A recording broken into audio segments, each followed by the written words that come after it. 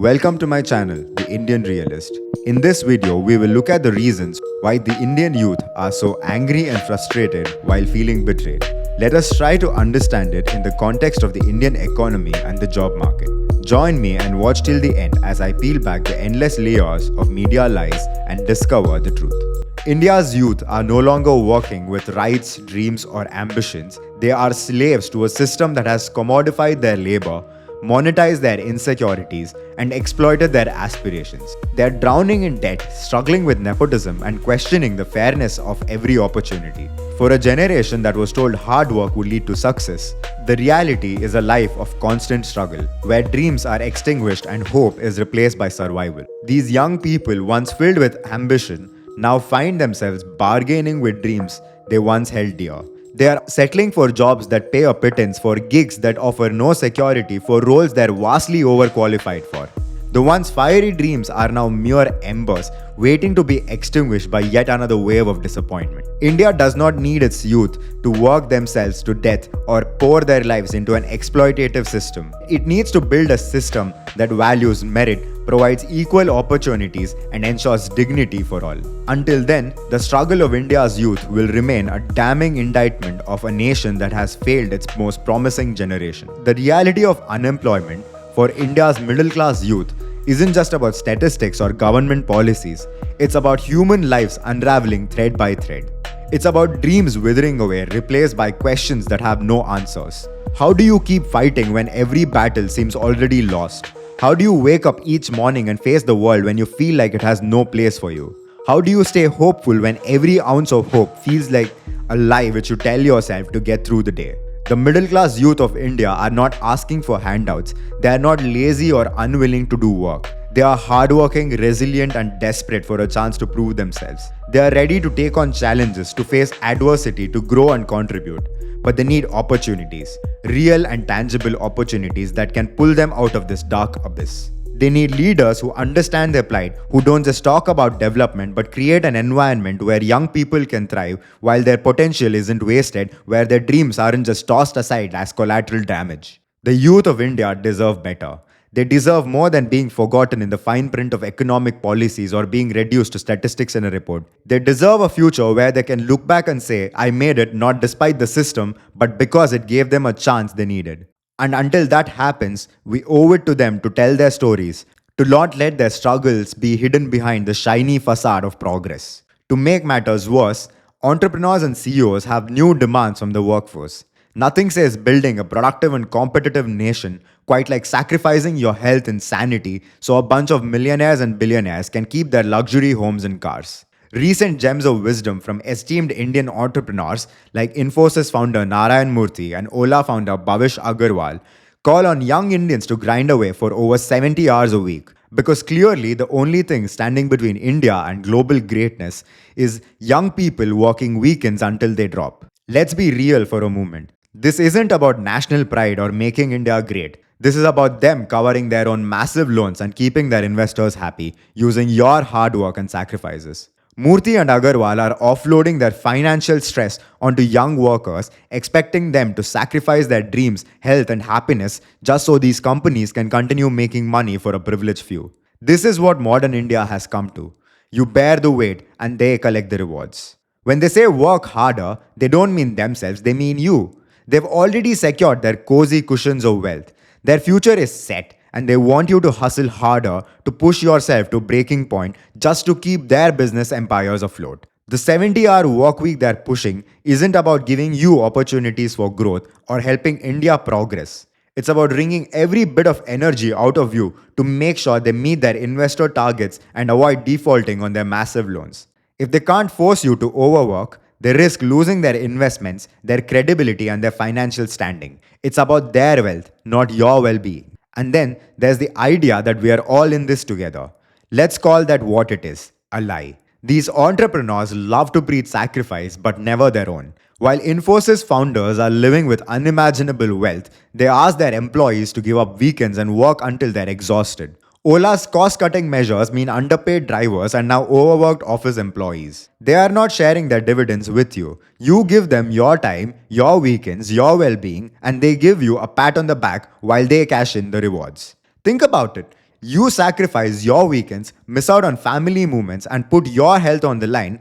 Also, shareholders can stay comfortable and plan their next luxury vacation. And what happens when you hit burnout and can't keep up? They'll point fingers at you for not working hard enough. It's the same old story. This sacrifice for the greater good is nothing new. Leaders like Murthy and Agarwal conveniently ignore what actually happens when people work 70-hour weeks, burnout, mental health struggles, broken families, shattered dreams.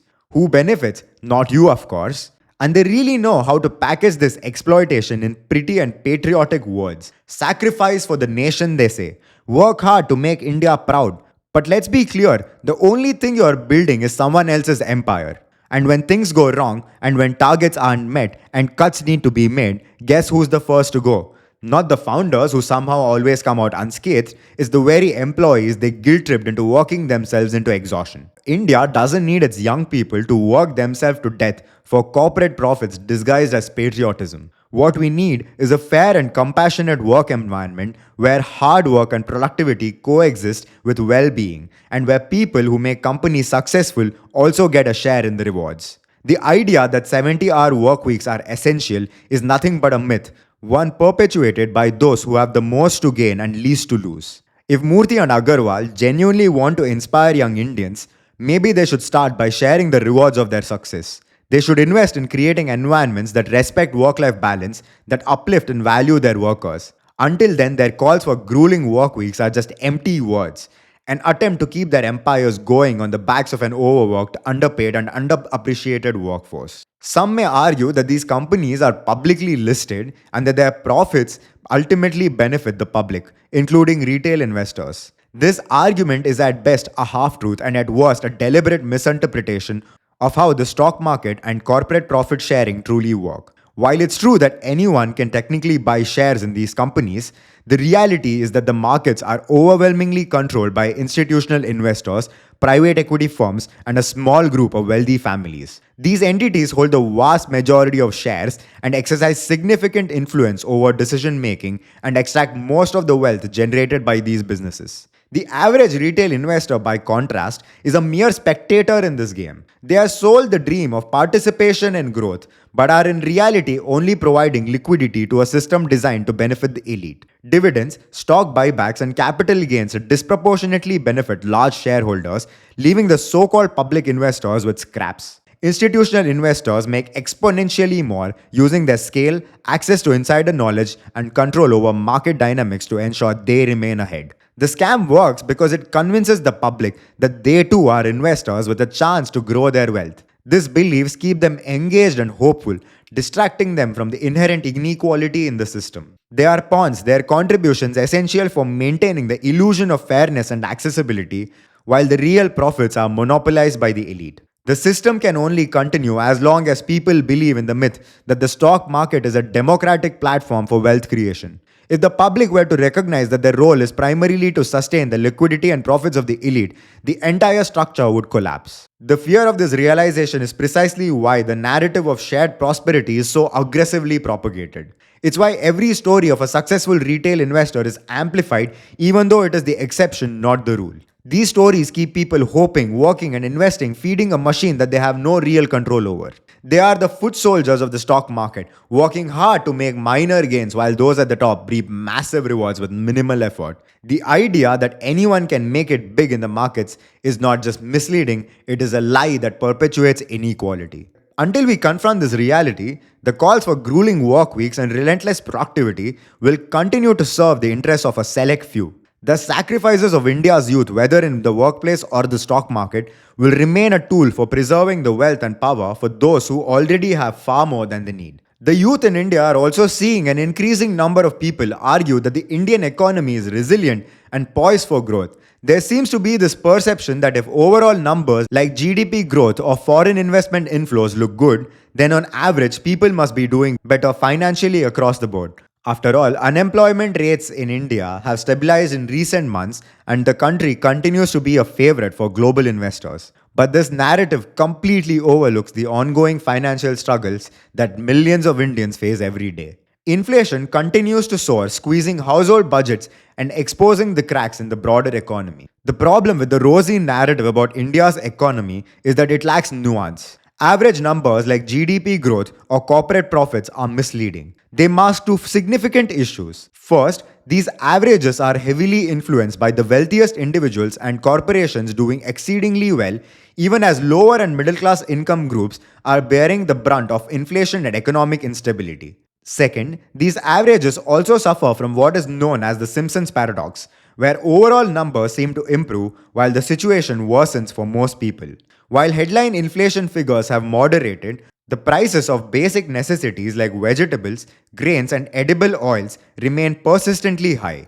This has disproportionately affected the lower income groups who spend most of their income on essentials. Meanwhile, the stock market crash has further exposed the fragility of the financial system. While wealthy investors might weather the storm, ordinary retail investors and small scale businesses relying on market-linked financing are hit hard. Foreign investors, spooked by global trends and the rising dollar index, are pulling out funds, worsening the situation. The government's borrowing spree has not helped matters either, as it has raised yields and crowded out private sector borrowing. Incomes have failed to keep pace with inflation. According to recent data, real wage growth in India has been stagnant for years, particularly for rural workers and urban lower middle class. The government frequently points at nominal GDP growth as a sign of progress, but this does not translate into better living standards for the majority. Rural wages adjusted for inflation have barely moved, while urban gig workers like delivery personnel and ride hailing drivers are earning less in real terms compared to 5 years ago. For lower income households, the situation is dire. The prices of staples like onions, tomatoes, and grains have skyrocketed. Cooking gas prices have seen a sharp uptick with subsidies reduced or eliminated for many. Energy costs, including electricity bills, are significantly higher than they were 5 years ago. These price hikes far exceed the headline inflation rate, making life increasingly unaffordable for the most vulnerable. It is also important to consider the structural challenges of India's economy. The focus on mega projects and infrastructure spending, while beneficial in the long term, does little to alleviate the immediate hardship faced by millions. Uncontrolled borrowing has led to a debt servicing burden that could potentially constrain future government spending. Interest rates raised by the Reserve Bank of India to stabilize the rupee and contain inflation have made borrowing expensive for small businesses and middle class families alike. Home loan EMIs have risen sharply, putting additional pressure on household budgets. Small and medium enterprises, already struggling with high input costs and reduced demand, now face additional financing challenges due to the weakened rupee and tightening credit conditions. Here's a paradox that highlights the flawed interpretation of economic averages. Imagine a neighborhood where 100 people live. If the three lowest income earners lose their jobs, the average income of the remaining residents increases. But is that neighborhood better off? Absolutely not. This is precisely what is happening in India. As lower income groups are priced out of the economy or fall into unemployment, averages appear to improve while the ground reality worsens. Policymakers frequently tout initiatives like Make in India or Atmanirbhar Bharat as solutions. While these programs may reduce dependency on imports over the long term, their benefits are not immediate. Meanwhile, the cost of imports, critical for manufacturing and daily consumption, continue to rise, further straining businesses and consumers. It is also worth noting that the narrative around India's resilience fails to account for the lived realities of its people. The lower middle class youth and working poor are not financially stressed because of misinformation or poor budgeting. They are struggling because their wages have not kept up with the rising cost of living. As credit card debt and personal loan defaults rise, it is clear that many are relying on borrowing just to make ends meet. The collapsing rupee, coupled with stock market crash and high inflation, underscores the need for urgent economic reforms that grow beyond GDP growth figures or corporate profits. India's economy may look robust on paper, but for tens of millions of Indian youth, life is getting harder, not easier. The day that dreams died for many of India's middle class youth wasn't marked by fireworks or national headlines. It wasn't a day that history will remember. It was a quiet day like any other, when someone, a young graduate, held their breath and clicked on yet another job application, hoping this time things would be different, only to be met with silence. It was the moment when Meera, a young engineering graduate, sat down to dinner and pretended to smile at her parents while wondering how she could break it to them that she still had no job offers. Or when Arjun, despite his degree, his skills, and his relentless attempts, felt the weight of all those rejections like stones in his heart, pushing him deeper into the quicksand of despair. The middle class youth of India were sold a dream that if you worked hard, got the grades, and did everything right, you would be rewarded. But the dream has turned into an endless cycle of unfulfilled promises and quiet heartbreaks. Picture Akash standing in a crowded metro, crushed between strangers on his way to an interview. He's wearing his best shirt, one that's seen too many interviews and not enough job offers. His eyes are wary, but still there's a flicker of hope. The kind of hope that's slowly fading, but not quite gone. He steps into yet another office, his heart pounding, palms sweaty, only to be told once again that they've already found someone with more experience. Every rejection feels like a door slammed in his face, leaving him standing in a long and dim corridor with no windows and light at the end. And yet, Akash goes home, faces his parents, and tells them, "Next time, Ma, I'll get it next time," he says with a smile that doesn't quite reach his eyes, and his mother nods, her own eyes misty with hope and fear, as she wonders how much longer her son can endure the silent suffering. For millions of youth like Akash, Meera, and Arjun, even acquiring a degree isn't enough anymore. They have already spent lakhs of rupees to secure an education that they were told would guarantee a good job. But as job requirements evolve, higher qualifications have become the new norm. A bachelor's degree is no longer sufficient for competitive salaries or career stability. Many are now forced to pursue master's degrees or PhDs, piling up even more debt or looking abroad for opportunities by taking on suffocating loans to fund their education. These loans have become chains, shackling them for decades in the hope of a better tomorrow. To add to this burden, a multi-billion-dollar edtech industry has emerged, preying on the insecurities of the unemployed youth. Platforms like Udemy, Coursera, and others have turned capacity building into a personal financial obligation. Certifications that promise employability, skills that should have been part of college curriculum, are now sold as keys to success. The responsibility of training, once shouldered by the educational institutes and employers, has been outsourced to the very youth who are already drowning in debt. The system extracts more and more from them, ensuring they spend years trying to make themselves marketable, only to face the same rejections in a job market that values connections over merit. It is not about jobs, it's about dignity. It's about Priya, who topped her class and believed her education would change her family's fate. Now she realizes that her sacrifices and sleepless nights mean nothing in a market saturated with nepotism and favoritism. Companies hire based on who you know, not what you know.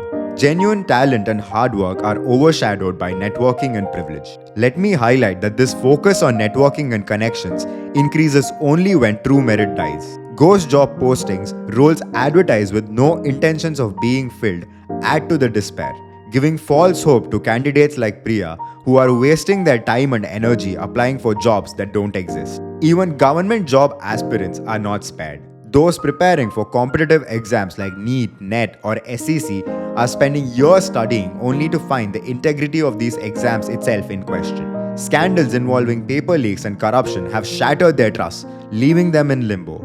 After dedicating their youth to rigorous preparation, the aspirants now wonder if their efforts were in vain.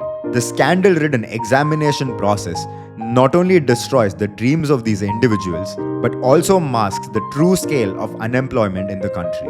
Parents, the silent spectators of this tragedy, are heartbroken. They watch their children, the ones they work their entire lives to support, struggle in a system that no amount of love or sacrifice seems able to fix. They've mortgaged their futures to provide the best education, poured everything into giving their kids a better life, and now stand helpless as their children drown in despair. The father who once proudly told his friends, "My daughter is studying engineering," now avoids conversations about careers. The mother who dreamt of buying a new sari with her son's first paycheck prays every night for a miracle. And then there's Rohan, who dreamt of becoming a journalist to give a voice to the voiceless. Today, he writes product descriptions for an e-commerce site. It's just temporary, he tells himself. But as the months turn into years, temporary becomes permanent and his passion fades. Every word he writes about a toaster or a blender is a reminder of the stories he could have been telling. This is the reason why the Indian youth are broke, angry, and frustrated. They were promised that hard work, education, and dedication would lead to success, but the reality is far from it. They face an economy rigged against them, where opportunities are dictated by connections rather than merit, where the system preys on their insecurities, and where they are drowning in debt, facing relentless rejection. The corporate demands for endless overwork serve only to protect the wealth of the elite, while the stock market illusion convinces them that they can grow their wealth, though in reality they are merely just pawns. This generation's dreams have been quietly extinguished by a system that exploits rather than uplifts, leaving them to struggle in a cycle of unfulfilled promises and dwindling hopes. For more details and a better understanding of the economic condition, you can refer to this video here as well. Thank you so much for watching till the end. I would request you to please subscribe if you liked what you heard till now.